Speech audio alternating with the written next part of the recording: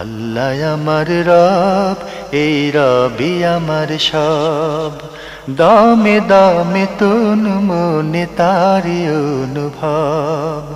তোমার দুনিয়াতে আমি যেদিকে তাকাই, অথই নিয়ামতে ডুবে আছি সবাই। পাক পাখালির গানে শুনি তসবিহ কালো রব, তসবিহ কালো রব। আল্লাহ আমার রব, এই রবি আমার সব। আসসালামু আলাইকুম, আলহামদুলিল্লাহ, আসসালাতু ওয়াসসালামু আলা রাসূলিল্লাহ। প্রিয় দর্শক, আপনারা যারা দেশে আছেন প্রবাসে, সবাইকে জানাই অনেক অনেক প্রীতি ও শুভেচ্ছা। শুরু হলো এনটিভি আয়োজিত এবং লাভ হলো নিবেদিত অনুষ্ঠান আপনার জিজ্ঞাসা। আপনাদের সাথে আছি আমি জয়নুল আবেদিন আজাদ, আর আপনাদের মনে জাগা প্রশ্নের জিজ্ঞাসার জবাব দিচ্ছেন বিশিষ্ট আলেম ডক্টর মোহাম্মদ সাইফুল্লাহ। আসসালামু আলাইকুম ওয়া রাহমাতুল্লাহি ওয়া বারাকাতুহু। প্রিয় দর্শক, চলুন তাহলে জিজ্ঞাসার জগতে। শুরুতে একটি ইমেল পাঠিয়েছেন আবদুল্লাহ নবীন বাগ, ঢাকা থেকে। লিখেছেন, অতীতের কোনো কাজের কারণে যদি মনে এরকম চিন্তা আসে যে আমার ওই কাজটা কি শিরক অথবা কুফরি হয়ে গেল, অথবা অমুক কাজটার জন্য আমি কি ইসলামের গণ্ডির বাইরে চলে গেলাম, অবশ্যই এরপর মন থেকে তওবা করা হয়েছে আর অনেক বছর কেটেও গেছে, এর মধ্যে আল্লাহর রহমতে আর ওই কাজের পুনরাবৃত্তি হয়নি। আমার প্রশ্ন, এক্ষেত্রে তওবাই কি যথেষ্ট, নাকি নতুন করে শাহাদা পরে গোসল করতে হয়? জানাবেন। না, কিছু করতে হবে না, তওবাই যথেষ্ট। যেহেতু সেখান থেকে আপনি প্রত্যাবর্তন করে এসেছেন, আপনার তওবা কবুল হয়েছে, যেহেতু আর পুনরাবৃত্তি হয়, যেহেতু আর পুনরাবৃত্তি হয়নি। সুতরাং এ নিয়ে আপনি ওরিড হচ্ছেন যেটা, সেটা অপ্রয়োজনীয় এবং এটা শয়তানের কাজ। শয়তান আপনাকে ওয়াসওয়াসা দিচ্ছে ওই বিষয়টা নিয়ে আপনাকে কোনোভাবে শয়তানের ফাঁদে ফেলার জন্য। খবরদার, সতর্ক হয়ে যাবেন। চিন্তা করবেন যে শয়তান যাতে কোনোভাবে আপনাকে স্বীকার করতে না পারে। কারণ শয়তান এর মাধ্যমে আপনাকে লাগিয়ে ফেললে তাহলে শয়তান আপনাকে পিছনের দিকে টেনে নিয়ে যাবে, আপনি সামনের দিকে আর অ্যাডভান্স করতে পারবেন না। এই জন্য শয়তানের থেকেও আমাদেরকে সতর্ক থাকতে হবে। শয়তানের কাজগুলো বুঝা এটি যোগ্য আলেমদের কাছে গিয়ে বুঝতে হবে যে আমার অবস্থান হচ্ছে এই, এখন আমার কাছে এমন মনে হয়। তখন যারা অন্তর সম্পর্কে জ্ঞান রাখেন, যারা অন্তরের বিধি সম্পর্কে জ্ঞান রাখেন এবং যারা অন্তরের চিকিৎসা করে থাকেন, তারা আপনাকে অন্তর সম্পর্কে সঠিক জ্ঞান এবং সঠিক চিকিৎসা দিতে পারবে। অন্যথায় আপনি অন্তরের বেধিতে আক্রান্ত হয়ে যাবেন শয়তানের প্রলোভনে। আপনার এটাকে মোটেও চিন্তা করার বা মাথার মধ্যে রাখার কোনো প্রয়োজন নেই যে আপনি কি হয়ে গিয়েছে। যেহেতু আপনি তওবা করেছেন এবং সেই কাজ আর পুনরাবৃত্তি হয়নি, সে কাজে আপনি আর কখনো লিপ্ত হননি, তাহলে বোঝা যাচ্ছে আপনার তওবাই কবুল হয়ে গিয়েছে। সুতরাং এখন শয়তান দেখেছে যে আর কোনো ওয়েতে আপনাকে শয়তান ওই দিকে আর নিতে পারছে না। এই জন্য শয়তান আবার গো ব্যাকের জন্য, সেদিকে আবার নেওয়ার জন্য শয়তান আপনাকে এসে বলতেছে যে তুমি তো তওবা করছো, কিন্তু তোমার তওবা তো তুমি তো এখন শাহাদাত পড়ো নাই, তুমি তো গোসল করতে যাচ্ছে, তুমি তো গোসল করো নাই, তুমি তো উযু করো নাই। না, এগুলো সবটাই মূলত শয়তানের সুকৌশল আপনাকে পথভ্রষ্ট, বিভ্রান্ত করার জন্য, বিচ্যুত করার জন্য চেষ্টা করছে। ভাই আবদুল্লাহ, আপনি আরও লিখেছেন, না অমুসলিমের জন্য কি শাহাদা পড়ার পর গোসল করা বাধ্যতামূলক? এছাড়া আর কোনো ব্যক্তির ক্ষেত্রে শাহাদা পড়ে গোসল করা বাধ্যতামূলক? জানাবেন। শাহাদা পড়ে গোসল করবে না অমুসলিম, এটি সঠিক বক্তব্য। যদি কেউ নতুন ইসলাম গ্রহণ করে থাকেন তাহলে তিনি শাহাদা পড়বেন, গোসল করে তারপরে তিনি পবিত্র হয়ে শাহাদা পড়বেন, এবং এটি সুন্নাহসম্মত কাজ, ঠিকই আছে। কিন্তু এটা অন্যদের জন্য প্রযোজ্য নয়। অন্যদের জন্য ক্ষেত্রে যারা গুনাহ থেকে তওবা করবেন তাদের জন্য এটা প্রযোজ্য নয়, তাদের জন্য প্রযোজ্য নয়। তারা গুনাহ থেকে তওবা করবেন। আর তওবা এর ক্ষেত্রে একটা বিধান রয়েছে, সেটা হচ্ছে যদি কেউ তওবা করেন তিনি 2 রাকাত সালাত আদায় করতে পারেন। সেটা আদায় করার সুন্নাহ অথবা মুস্তাহাব, বাধ্যতামূলক বিষয় নয়। জি। সবশেষে আপনি লিখেছেন, এই বিষয়টি আমাকে খুব কষ্ট দিচ্ছে। বারবার মনে হয় যদি এগুলো শয়তানের ওয়াসওয়াসা না হয়ে সত্যি যদি কোনো কারণে ইসলামের গণ্ডির বাইরে চলে যায়, তখন প্রতিদিন যে কান্নাকাটি করে তাওবা ইস্তিগফার করছি, তাতে মনে হয় হবে না। আমাকে মনে হয় শাহাদা পড়ে গোসল করতে হবে। আমি আমার মনকে বোঝাই যে আমি তো নামাজে তাশাহুদে শাহাদা পড়ছি, এছাড়া প্রতিদিনকার নানা আমলে শাহাদা তো চলেই আসে, আর গোসল তো প্রতিদিনই করা হচ্ছে, তাও মনের মধ্যে বারবার বাঁচতেই থাকে যে না, এভাবে বোধ হয় হবে না, আমাকে বোধ হয় আলাদা করে শাহাদা পরে গোসল করতে হবে।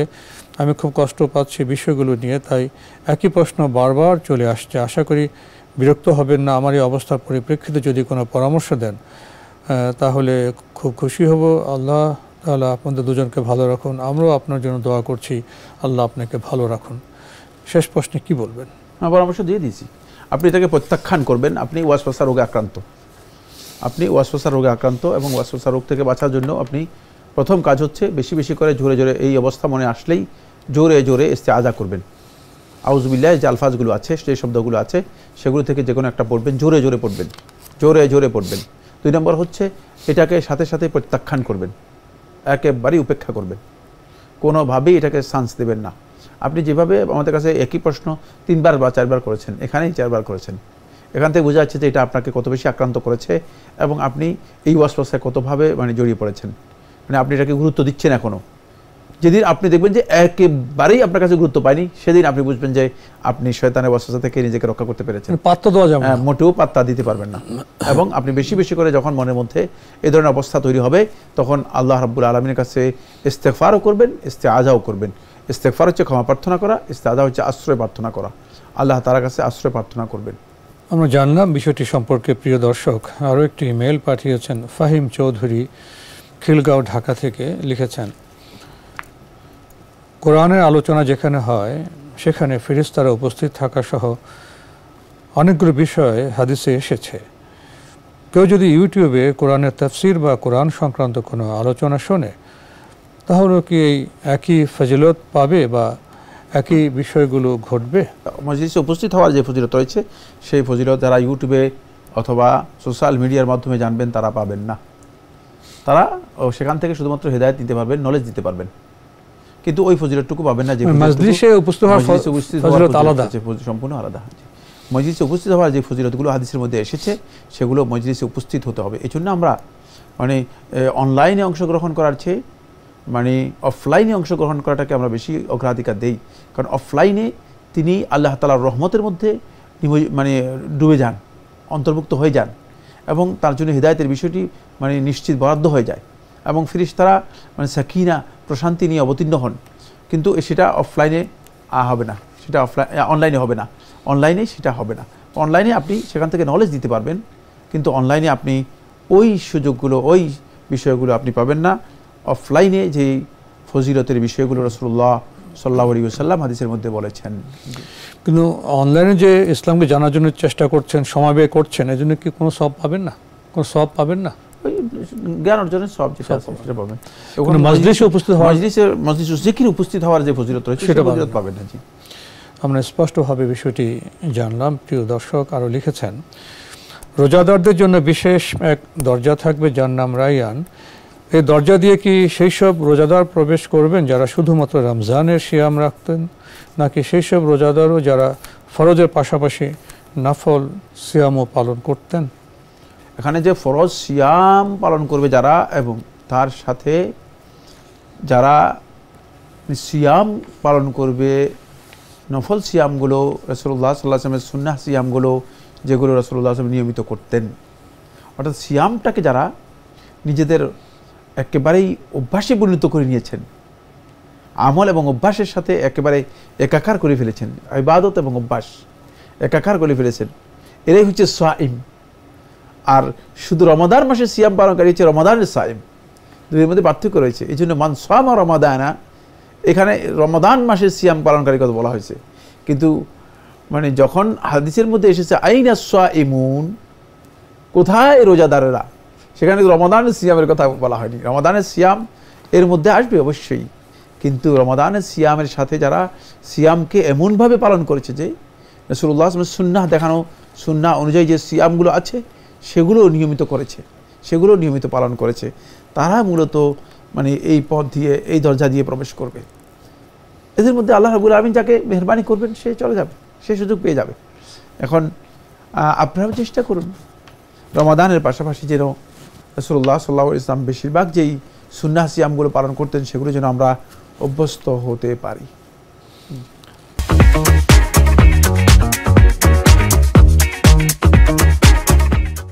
আপনার জিজ্ঞাসায় আমরা আমাদের এক ভাইয়ের ইমেল পড়ছিলাম। এই ইমেলটি পাঠানো হয়েছে খিলগাঁও, ঢাকা থেকে। পাঠিয়েছেন ফাহিম চৌধুরী। আপনি আরও লিখেছেন, সূরা আর রহমানে আছে, যে ব্যক্তি তার রবের সামনে দাঁড়াতে ভয় করে তার জন্য রয়েছে 2টি জান্নাত। আমার প্রশ্ন, কিভাবে ভয় করলে 2টি জান্নাত পাওয়া যেতে পারে? ধন্যবাদ আপনাকে। আপনি প্রশ্ন করেছেন সূরা আর রহমানের মধ্যে রয়েছে, যে ব্যক্তি তার রবের সামনে দাঁড়ানোকে ভয় করবে তার জন্য রয়েছে 2টি জান্নাত। ফামান খাফা মাকাম রাব্বিহি জান্নাতান। যে ব্যক্তি তার রবের সামনে দাঁড়ানো, এটা হচ্ছে কিয়ামতের দিন পুনরুত্থানকে সামনে রেখে যে ব্যক্তি তার সমস্ত আমল শুধু ওইমুখী আমল করবে। আপনি যখন লেনদেন করবেন তখন কিয়ামতের দিন দাঁড়াবেন, আল্লাহর সামনে জবাবদিহি করতে হবে। আপনি যখন সালাত আদায় করবেন কিয়ামতের দিন আল্লাহর সামনে দাঁড়াবেন। আপনি যখন ইবাদত করবেন কিয়ামতের দিন দাঁড়াবেন। আপনি যখন কথা বলবেন কিয়ামতের দিন আল্লাহর সামনে দাঁড়াবেন। আপনি যখন বিচার করবেন কিয়ামতের দিন আল্লাহর সামনে দাঁড়িয়ে, তাহলে এই ব্যক্তি আর জীবনে কোনোদিন আল্লাহর বিধানের বাইরে যেতে পারবে কিনা? এটা কি তাকওয়ার গুণ? এটাই সর্বোচ্চ গ্রেড। এটা হচ্ছে সর্বোচ্চ গ্রেড।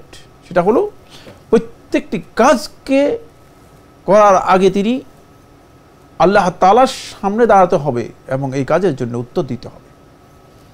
যখনই এই মুহাসাবা নিজেকে করবেন, মানে এইভাবে নিজেকে সমালোচনা করবেন, তখন তিনি আল্লাহর বিধান লঙ্ঘন করার কোনো সুযোগ থাকবে না।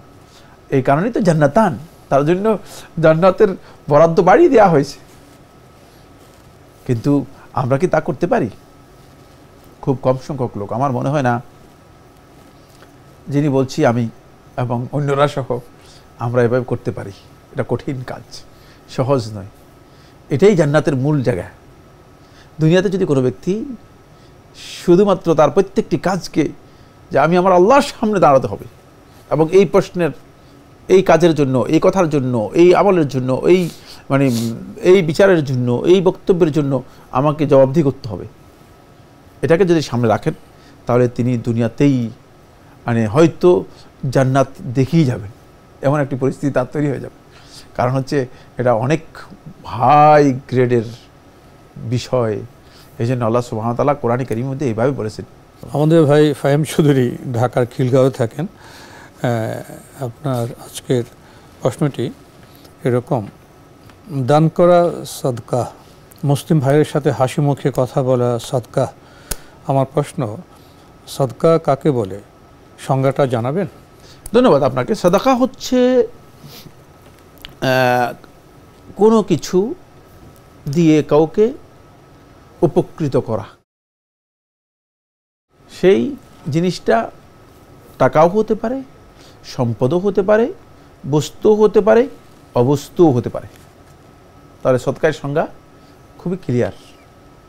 মানে কোনো কিছুর মাধ্যমে অন্য কোনো ভাইয়ের উপকার করা, সেটা টাকাও হতে পারে, সম্পদও হতে পারে, বস্তুও হতে পারে, অবস্তুও হতে পারে, হাসিও হতে পারে। ওই যে এই জন্যই তো হাদিসের মধ্যে এই কথা এসেছে। আপনি শুধুমাত্র অবস্তু একজন ব্যক্তিকে রাস্তা দেখিয়ে দিলেন, তাহলে আপনি কি তার উপকার করেছেন কি করেন নাই? অবশ্যই অবশ্যই, সেটা সাদাকা। জি, আমরা অন্য প্রশ্নে যাচ্ছি। এবারের প্রশ্নটি যিনি পাঠিয়েছেন নাম প্রকাশে অনিচ্ছুক, লিখেছেন, আমি মাস্টারবেশন করি, নামাজ পড়ে আল্লাহর কাছে ক্ষমা চাই, এরপর আবার এই কাজে লিপ্ত হই, এর থেকে বাঁচার উপায় কি? হ্যাঁ, আপনি যে প্রশ্নটি করেছেন, আসলে আপনি যে তওবা করছেন, তওবা আপনার হচ্ছে না। আপনি সত্যিকার তওবা করছেন না, আপনার তওবার মধ্যে ইন্টেনশন খারাপ, নিয়ত সঠিক নয়। আপনি খালেস নিয়তে তওবা করুন এবং নিজের উপর একটা জিনিস অবতারিত করে দিন, ফরজ করে দিন। যেমন যদি এ ধরনের কাজ করেন তাহলে 2 দিন সিয়াম পালন করবেন, শাস্তিমূলক নিজের উপর শাস্তিমূলক একটা বিধান জারি করে দিন। এটাই হচ্ছে সালাফদের আমল। আমরা প্রত্যেকটি বক্তব্য কিন্তু খেয়াল রাখবেন, প্রত্যেকটি বক্তব্যের আমার রেফারেন্স রয়েছে। যদি দেখেন যে সিয়াম পালন করতে হচ্ছে না, সালাফদের কাছ থেকে প্রমাণিত হয়েছে, তাহলে আর্থিক জরিমানা বসিয়ে দিন নিজের উপর। নিজের উপর যদি ফাইন করতে হবে, হ্যাঁ নিজের উপর যদি 1000 টাকা জরিমানা বসিয়ে দেন, দেখবেন যে পরবর্তীতে আপনি সোজা হয়ে যাচ্ছেন। আর বেশি বেশি করে আল্লাহ তাআলার কাছে দোয়া করুন যেন আল্লাহ তাআলা হেফাজত করেন। আরেকটি বিষয় বলে দিচ্ছি, সেটা হলো এই খাবার দাবার একেবারে কমিয়ে ফেলুন, প্রয়োজনে সিয়াম পালন করুন। জি, খাবার দাবার মানে আমরা অনেক সময় দেখা যায় রিচ খাবার বেশিরভাগ লোক খেয়ে থাকে, অথচ রিচ খাবার মানুষের জন্য খুব বেশি মানে উপকার করে এমন নয়। সেই খাবারটাকে আপনাকে একটু কমিয়ে আনতে হবে। একটা জৈবিক প্রভাব আছে, হ্যাঁ জি, এর জৈবিক প্রভাব রয়েছে। যেমন অনেক লোক আছে যে গরুর গোশত খেয়ে থাকেন, গরুর গোশত এ ধরনের জিনিসকে আরো বেশি কি করে বৃদ্ধি করে, গরুর গোশত খায়, ডিম খায়, মধু খায়, তো হ্যাঁ ইত্যাদি ইত্যাদি। এগুলো খাবারগুলো কমিয়ে ফেলবেন, প্রয়োজনে সিয়াম পালন করবেন, নিয়মিত সিয়াম পালন করবেন। একেবারে সবগুলো পয়েন্ট আমরা বলে দিয়েছি। তবে সিয়ামের কোনো বিকল্প নেই, যেহেতু রাসূলুল্লাহ সাল্লাল্লাহু আলাইহি ওয়াসাল্লাম সহিহ বুখারী riwayat-এর মধ্যে বলেছেন ফাইন্নাহু লাহু উজা। একাধারে আপনি দেখেন কয়েকদিন সিয়াম পালন করেন, দেখবেন যে আপনি সোজা হয়ে গিয়েছেন এবং আপনি মানে এখান থেকে বাঁচতে পারতেছেন, ফাইন্নাহু লাহু উজা।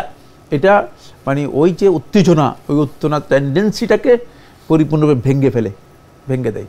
সুতরাং সিয়ামটা নিয়মিত করলে আপনি একেবারে সহজেই এটাকে কন্ট্রোল করতে পারবেন ইনশাআল্লাহ। আমরা জানলাম বিষয়টি সম্পর্কে। প্রিয় দর্শক, একটি চিঠি পাঠিয়েছেন ফাহিম রাফসান গাজীপুর ঢাকা থেকে, লিখেছেন সালাফি বলতে কি মূলত সাহাবি, তাবি এবং তাবেইনদের বোঝানো হয়? পূর্ববর্তী নবী, রাসূল এবং নেককার বান্দারাও কি সালাফদের আওতায় পড়বেন? সালাফদের অনুসরণকে ইসলামী পরিভাষায় কি বলা হয়? ধন্যবাদ আপনাকে। পূর্ববর্তী নবী এবং রাসূলদের মানহাজ সেখানে আসবে না, এই উম্মতের কথা আসতেছে। মানে আমরা মানে কেন এত পিছনে যাচ্ছি, এই উম্মতের মানে পূর্ববর্তী নবী এবং রাসূলদের বিষয়টি এই শরীয়তের পরে আগমনের পর পরিপূর্ণরূপে রহিত হয়ে গিয়েছে। সুতরাং এখন থেকে যে শরীয়ত আমাদের কাছে কার্যকরী সেটা হচ্ছে শরীয়ত মুহাম্মাদিন সাল্লাল্লাহু আলাইহি ওয়াসাল্লাম। মুহাম্মদ সাল্লাল্লাহু আলাইহি ওয়াসাল্লাম যে শরীয়ত নিয়ে এসেছেন সেটাই। তাই এখন থেকে মুহাম্মদ সাল্লাল্লাহু আলাইহি ওয়াসাল্লামের শরীয়তের অনুসারী যারা আছে তাদেরকেই ধরা হবে। সালাফ আর সালাফি দুইয়ের মধ্যে পার্থক্য রয়েছে। সালাফ হচ্ছে যারা অতিক্রম করে গিয়েছে, পাস হয়ে গিয়েছে, যারা আগে চলে গিয়েছে, তাদেরকে সালাফ বলা হয় থাকে।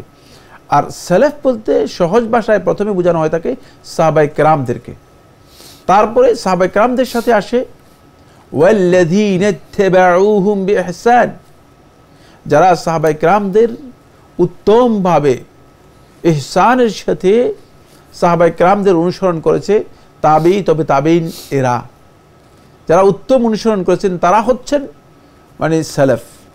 সাহাবায়ে কেরামদের উত্তম অনুসরণ করেছেন তারা হচ্ছেন সালাফ।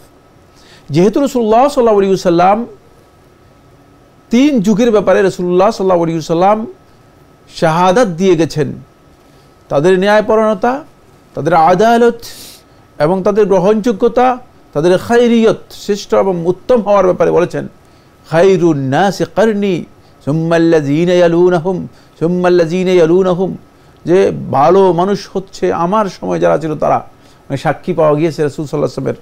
তারপরে সুম্মাল্লাযীনা ইয়ালুনাহুম, তারপরে তাদের পরে যারা আসবে তারা, এরা হচ্ছে তাবিরা।